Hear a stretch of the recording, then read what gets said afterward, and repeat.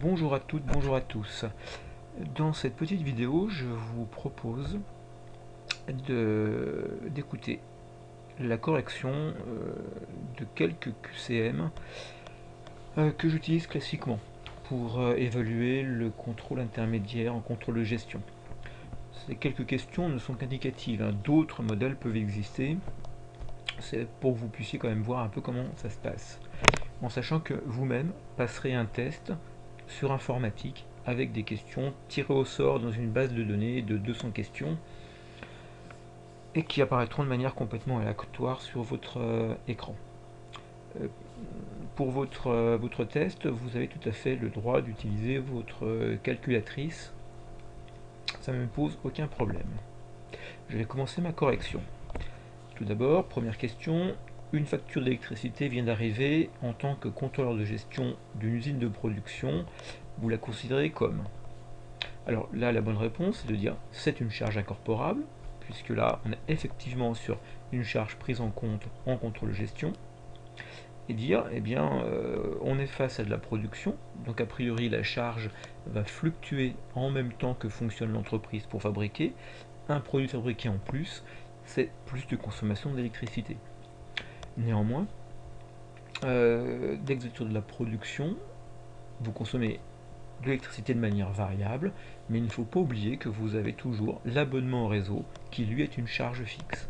Donc la bonne réponse, c'est de dire que c'est aussi une charge semi-variable.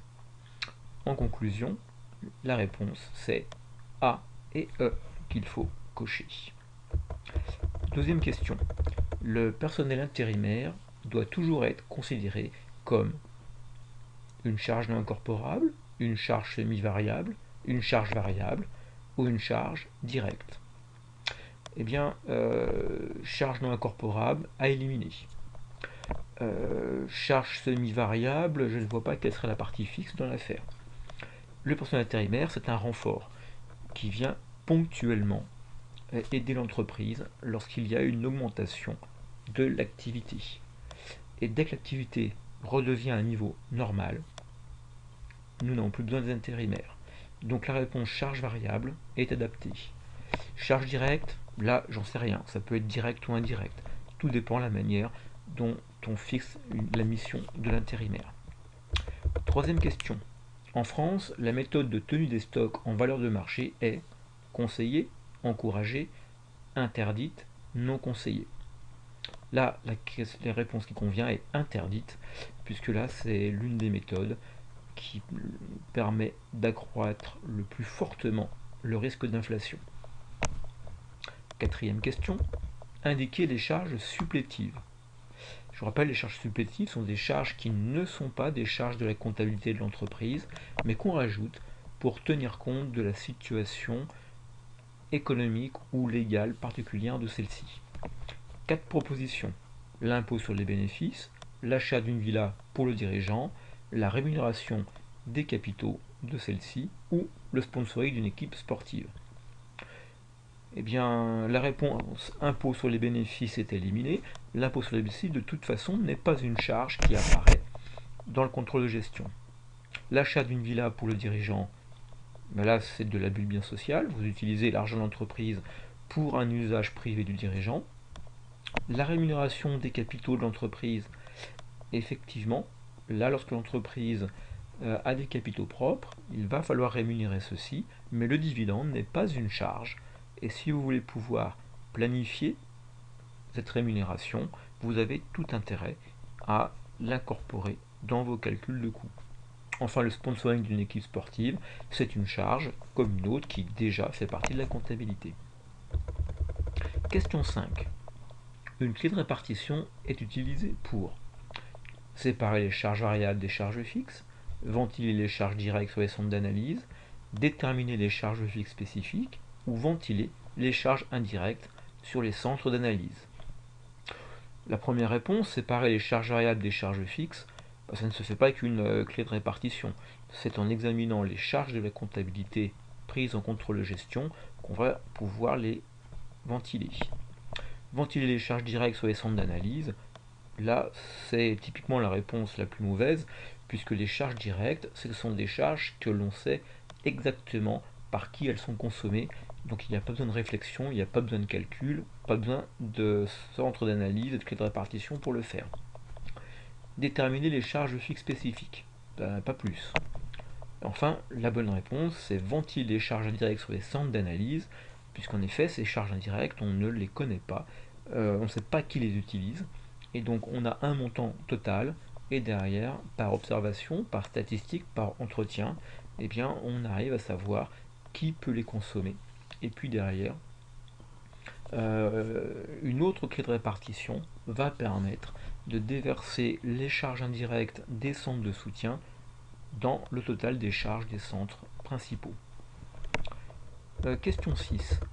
La méthode dernière entrée, première sortie en période d'inflation a pour caractéristique de freiner l'inflation, d'accélérer l'inflation, de surévaluer la valeur des stocks, de surévaluer le résultat de l'entreprise. Eh bien là, la bonne réponse, c'est la réponse B.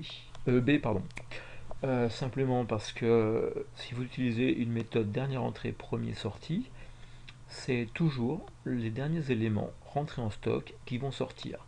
Mais en période d'inflation, ces éléments ont les prix les plus élevés.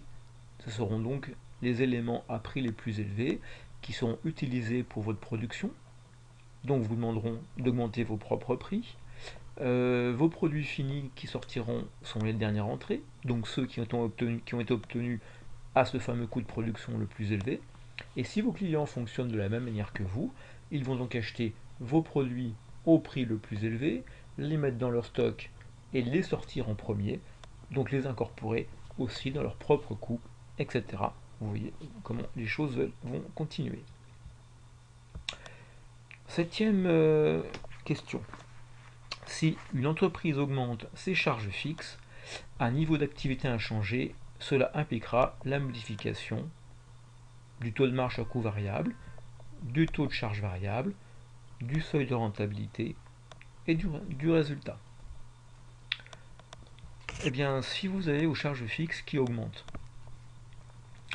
a priori, vos charges variables et vos marges à coût variable n'ont pas été touchées, puisque la charge fixe intervient dans le calcul après de ces deux éléments.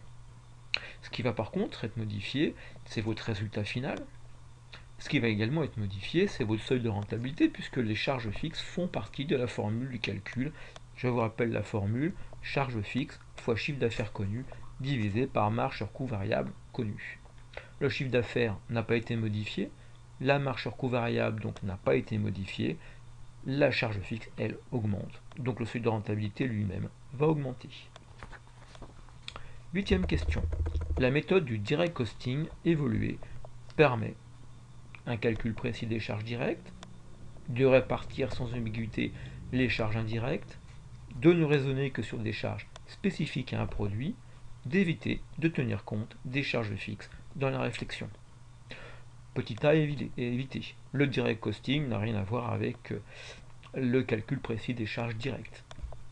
D'autant plus que la charge directe a déjà été obtenue de manière très précise sans savoir de calcul à la clé. De répartir sans ambiguïté les charges indirectes. Bah non, justement, les méthodes de direct costing visent à ne surtout pas tenir compte du problème de répartition des charges indirectes. De ne raisonner que sur des charges spécifiques à un produit. Oui, là complètement, on a vu dans le chapitre 7 qu'un produit, et un bon produit, est celui qui va être capable de couvrir avec son chiffre d'affaires ses charges variables et les charges fixes spécifiques, celles dont il est le seul à avoir l'usage.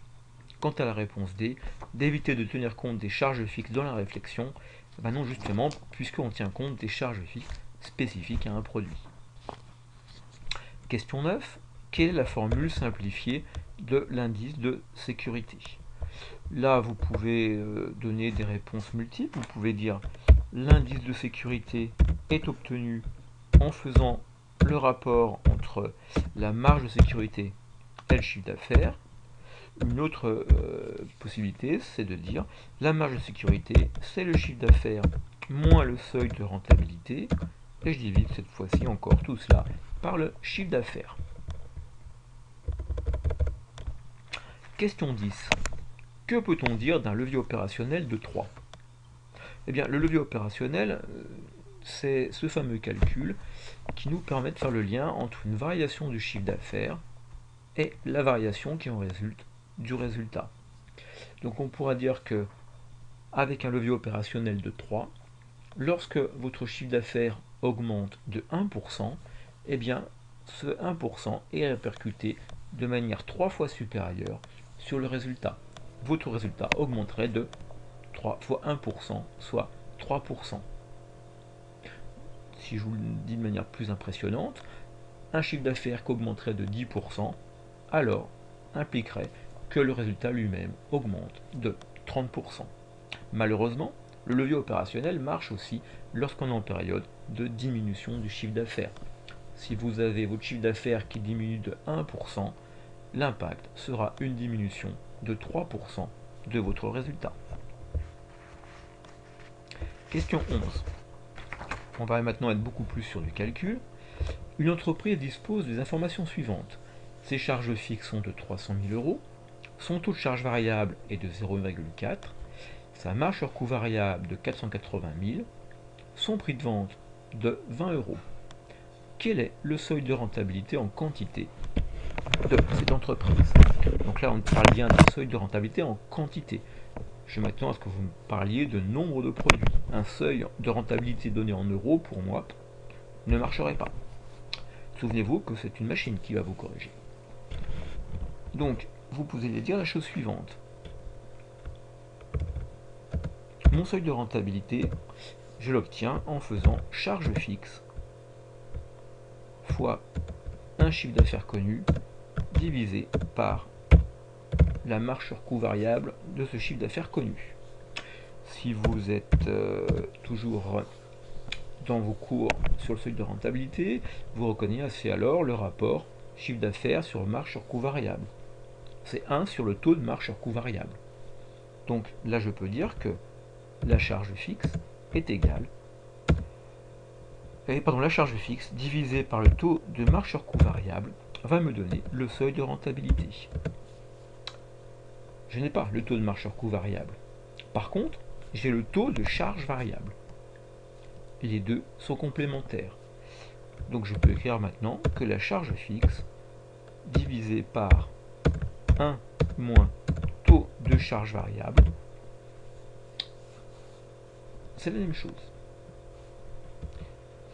Je vais ainsi calculer mon seuil de rentabilité dans un premier temps en euros. 300 000 euros de charge fixe divisé par 1 moins 0,4. Cela va me donner 500 000 euros pour le seuil de rentabilité. Et pour la quantité, puisque je sais que un produit est vendu 20 euros, que j'ai pour 500 000 de produits à vendre, c'est donc une quantité de 25 000 produits qui sont à vendre. Et vous reporteriez alors les 25 000 dans le QCM électronique. 12e question. Une entreprise dispose de 2 centres de soutien, un centre d'entretien et un centre de transport. Les totaux de la répartition primaire sont les suivants: 18 000 pour le centre d'entretien, 29 000 pour le centre de transport. Le centre d'entretien fournit 10% de ses prestations au centre de transport, et à l'inverse, le centre de transport fournit 20% de ses prestations au centre d'entretien. Est-ce que vous pouvez me donner les totaux de chacun des deux centres après avoir résolu le système d'équation? Vous allez poser la chose suivante, vous allez dire le montant connu initialement pour le centre d'entretien est de 18 000 euros et il reçoit 20% des charges du centre de transport. Je vais appeler X le total du centre d'entretien. Je vais appeler Y le total du centre de transport.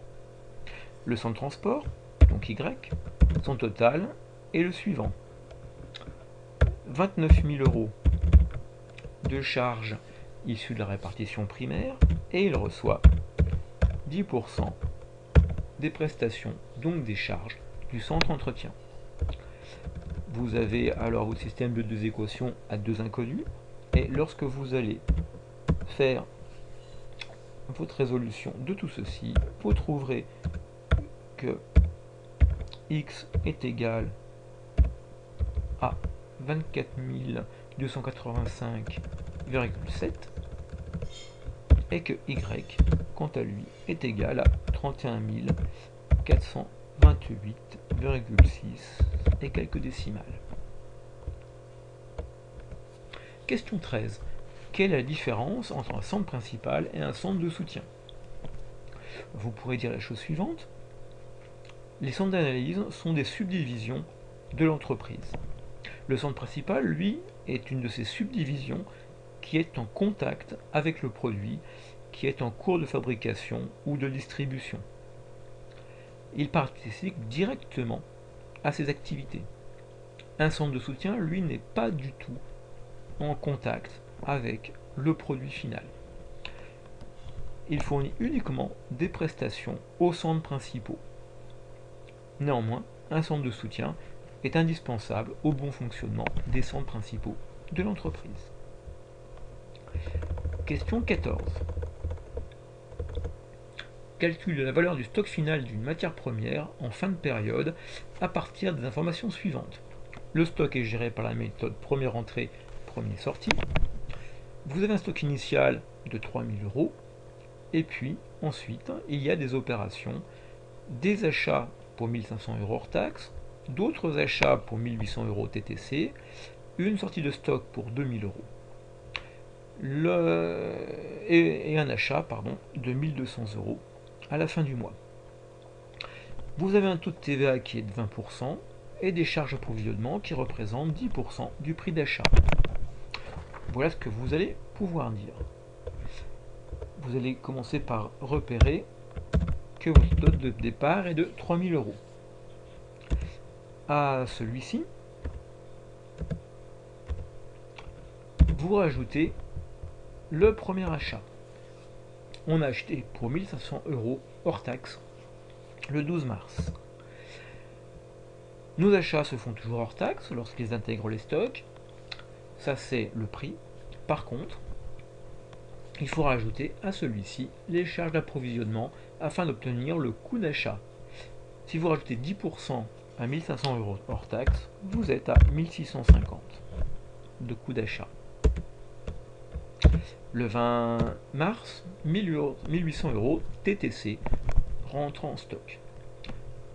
On est face à du TTC, on ne réfléchit qu'en hors taxe lorsqu'on est en contrôle de gestion. Vous avez commencé par transformer alors les 1 800 euros TTC en hors taxe, ce qui vous fait 1 500 euros, puis vous rajoutez, comme précédemment, les 10% de charges d'approvisionnement. De nouveau, 1 550 euros entrent en stock. Vous avez ensuite une sortie de stock pour 2 000 euros. Ce qui sort de stock sort au coût d'achat. Les 2 000 sortent alors de stock. Enfin, le 27 mars, 1 200 euros entrent en stock. De nouveau, vous avez à rajouter les 10%, soit 1 320 de coût d'achat. Ce qui vous fait un total de 5 620 pour votre stock final à la fin du mois de mars.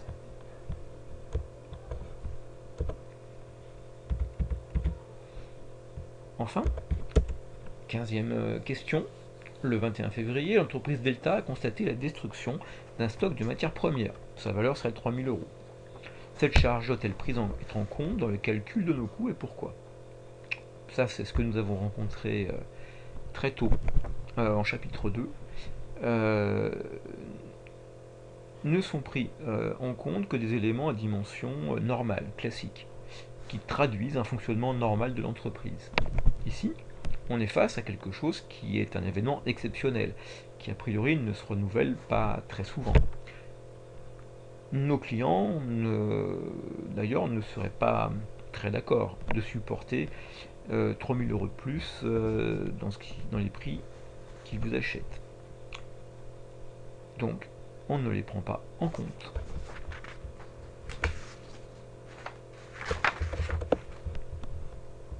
Question 16. La société Gina, installée dans une station de ski, a un seuil de rentabilité de 300 000 euros. À quelle date atteindra-t-elle son seuil de rentabilité? Les ventes mensuelles, des ventes mensuelles vous sont proposées. Là, on va travailler comme on l'a déjà fait dans nos exemples, en cumulant nos chiffres d'affaires. Ça se passera de la manière suivante.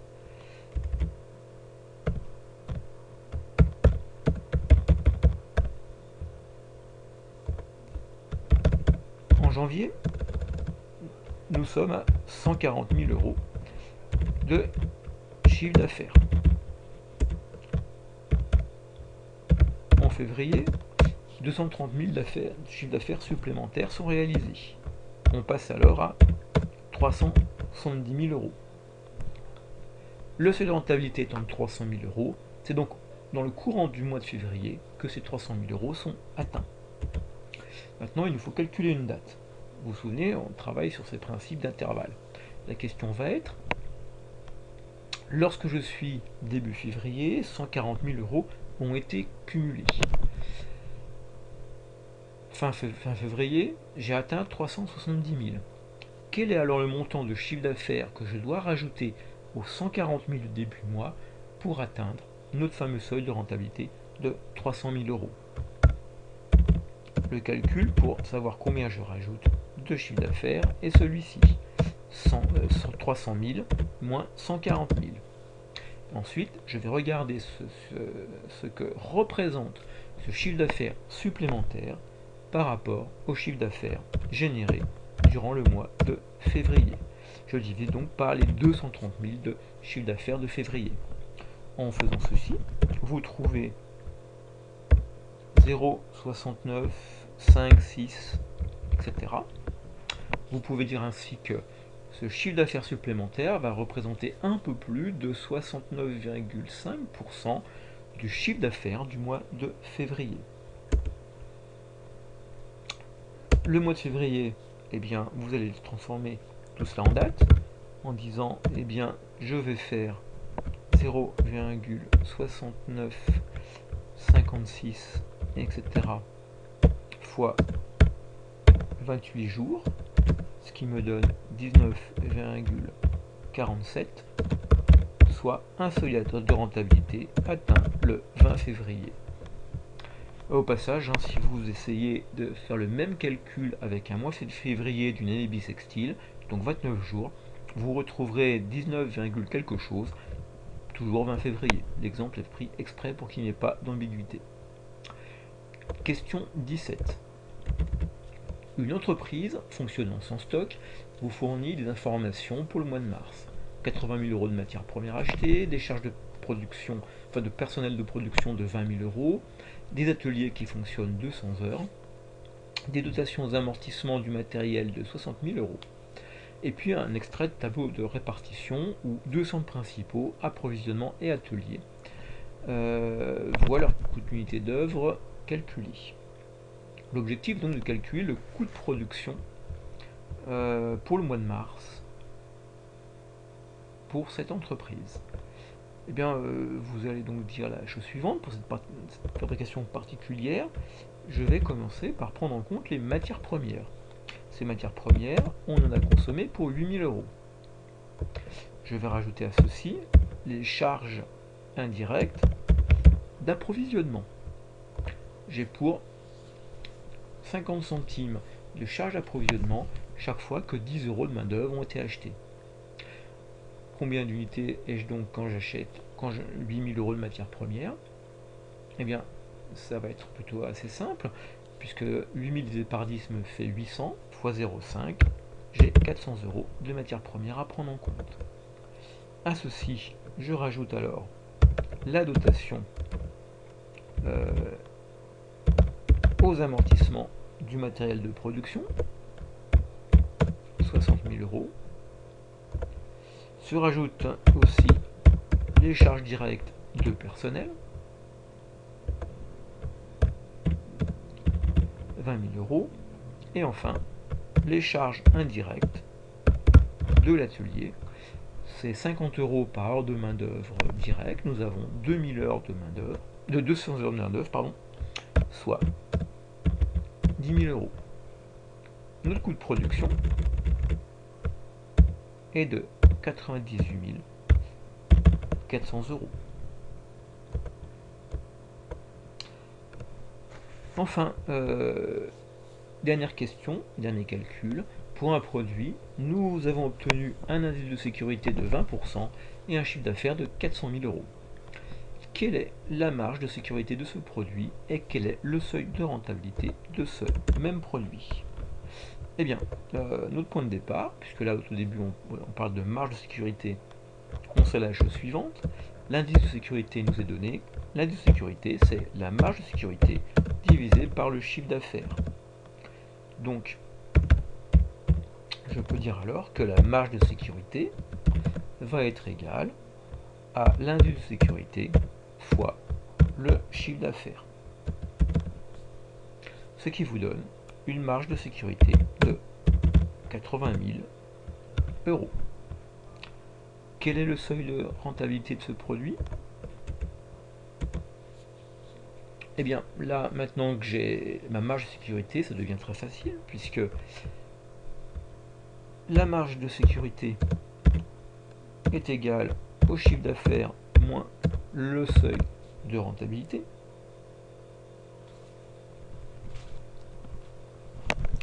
Donc, ayant le chiffre d'affaires, ayant la marge de sécurité, je peux dire que mon seuil de rentabilité est égal à 320 000 €. Voilà, j'en ai terminé pour la correction de ce test de QCM. Je vous remercie de votre écoute.